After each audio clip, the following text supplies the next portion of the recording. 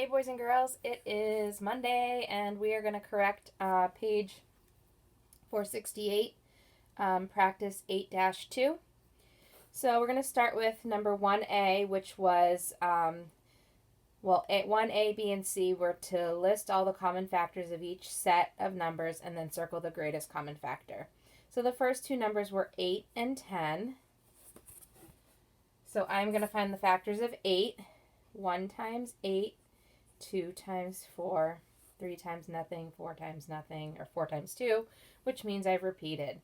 1 times 10, 2 times 5, 3 times nothing, 4 times nothing, I'm back to 5, so I'm repeating.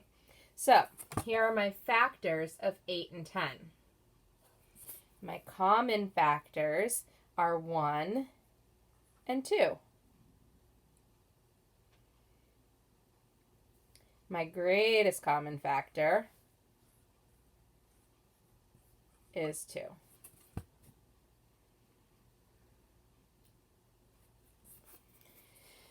Um, 20 and 30.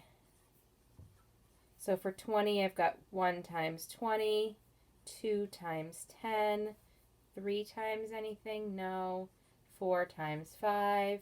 And because I'm at 4 times 5, the next one would be 5. So I am repeating. So I'm done there.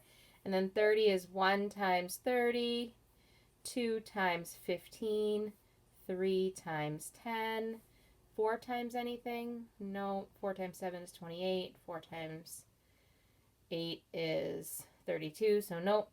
And then 5 times 6. So again, I'm repeating. Okay, so 1 is always a common factor of every number. But then I've got 2, I've got 5, and I've got 10 that are common factors. And so my greatest common factor is 10. And now I have to do 6, 12, and 42. 6 is easy. 1 times 6, 2 times 3. 12 is 1 times 12, 2 times 6, and 3 times 4. And then 42, that one's a little bit trickier. So 1 times 42, 2 times what? 2 times 21, 3 times anything. 42 divided by 3. You can do it out if you're not sure. 3 goes into 4 one time. 3 goes into 12 4 times. So it's 3 times 14. And then 4 times anything? Nope. 5 times anything? Nope. 6 times 7 is 42. And then we're repeating. So those are my factors for 42. 1 and 42, 2 and 21, 3 and 14, and 6 and 7. And if I look at all three lists, I know that 1 is a common factor on all three lists. They're all even, so 2 is a common factor on all three lists. I got a 3 here, a 3 here, and a 3 here, so 3 is a common factor. And a 6, and a 6, and a 6. So 1, 2, 3, and 6 are my common factors, with obviously the greatest common factor being 6. Okay. Forgot to bring I'm in the living room today, change of scenery, and I forgot to bring my eraser. All right. So the next ones, we had to put the fractions in simplest forms. So we had 5 25ths, 3 9ths, 6 18ths, 20 100ths, 2 14ths, and 8 12ths. So the way the book teaches us how to do this is that we're supposed to find the greatest common factor of the two numbers. Certainly that is the easiest way to do it, but if that's something that you are still having a little bit of a hard time with, then one thing you can look at is you can look at what, just in general, what the top and the bottom are both divisible by, and you can go from there. So for 5 25ths, they're both divisible by 5. So 5 divided by 5 is 1. 25 divided by 5 is 5. So 5/25 in lowest terms is 1/5.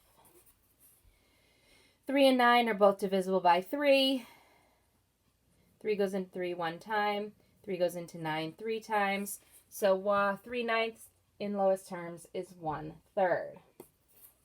Now, 6/18. 6/18 are both even, so you could do divisible by 2. But you can also look at it and say, what do 6 and 18 have in common that I could multiply or divide them both by? I could do 2, I could do 3, but if I can do 2 and 3, then what can I do? I can do 6. So I'm going to divide by 6. So 6 divided by 6 is 1. 18 divided by 6 is 3.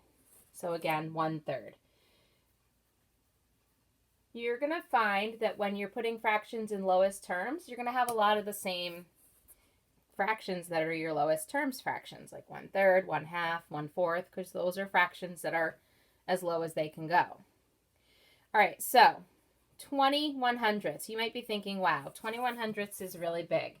But here's a little tip for you. You can get rid of 1 0 here and 1 0 here, and now you're just dealing with 2/10. So if I'm doing 2/10, I can divide the top and the bottom by 2, and I can get 1/5. Now, if I didn't know that I could get rid of those zeros, I could divide by 2 because they're both even, but that's going to take forever. I could divide by 10 because they both end in 0, or if I can divide by 2 and I can divide by 10, I can divide by 20. And you're thinking, 20? I can't divide by 20. Sure you can. 20 divided by 20? 1. 100 divided by 20. Again, think about 2 goes into 10 how many times? 5 times. So 20 goes into 100 5 times. You could have done something like this. Divided by 2 would be 10/50ths. And then divide by 5 would be 2/25ths. And then, no,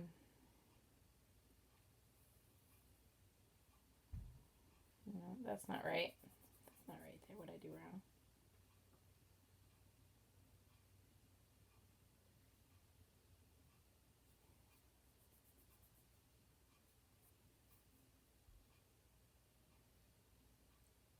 I'm sorry. I'm going to go back to that because I did something wrong and I'm not sure what I did wrong. I'll come back to that. Sorry for that pause there. All right, 2/14. They're both even. Going to divide them by 2. 1/7. And then 8/12.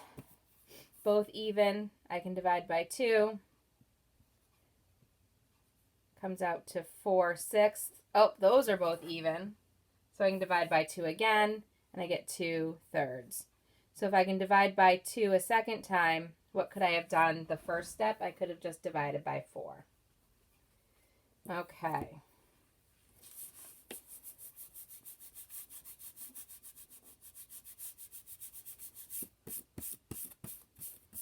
All right. The next one is comparing fractions. So we've got 1/2 and 3/4.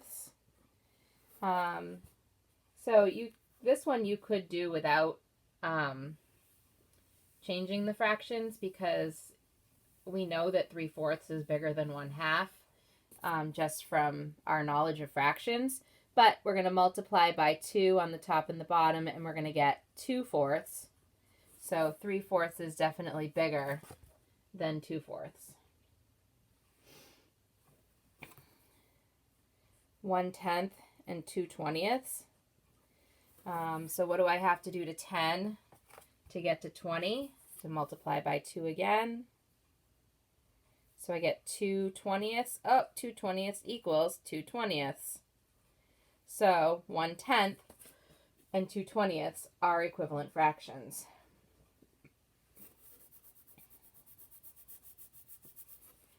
And then 1/6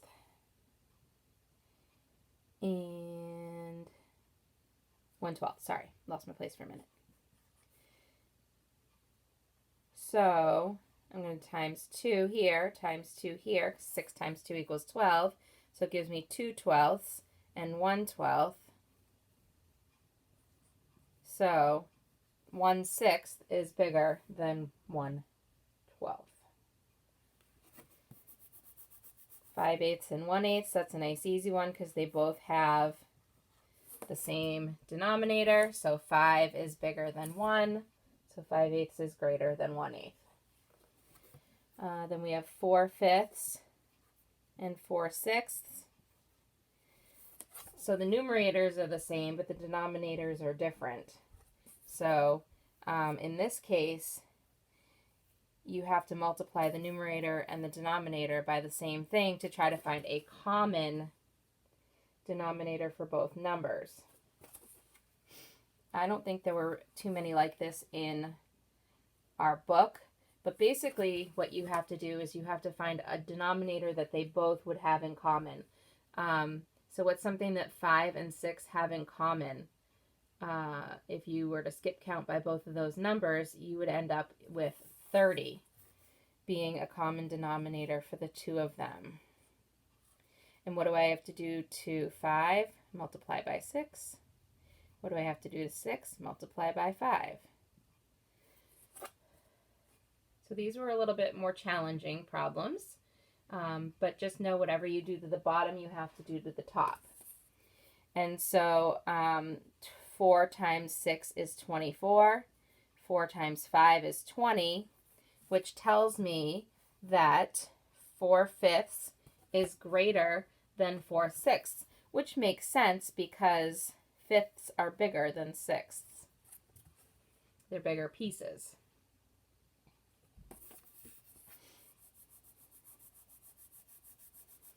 And the last one, you're going to have to do kind of the same thing, 7/8 and 6/12. So what do 8 and 12 have in common that you can multiply a number to get? You would have to skip count by each number to figure that out, but it's 24. So what do I have to do to 12 to get 24? I have to times 2. What do I have to do to 8 to get to 24? I have to times 3. So I get 21 over 24, and then I get 12 over 24. So 7/8 is smaller than 6/12. I mean bigger, sorry, totally did that backwards. 7/8 is bigger than 6/12 because 21 over 24 is bigger than 12 over 24. Sorry for the confusion there. 7/8 is larger. Yep. Okay. I'm going to stop the video here because I don't like to make my videos more than about 15 minutes. I'm going to pause. I'm going to stop here and then I'll come back on with another video to do the rest of the problems.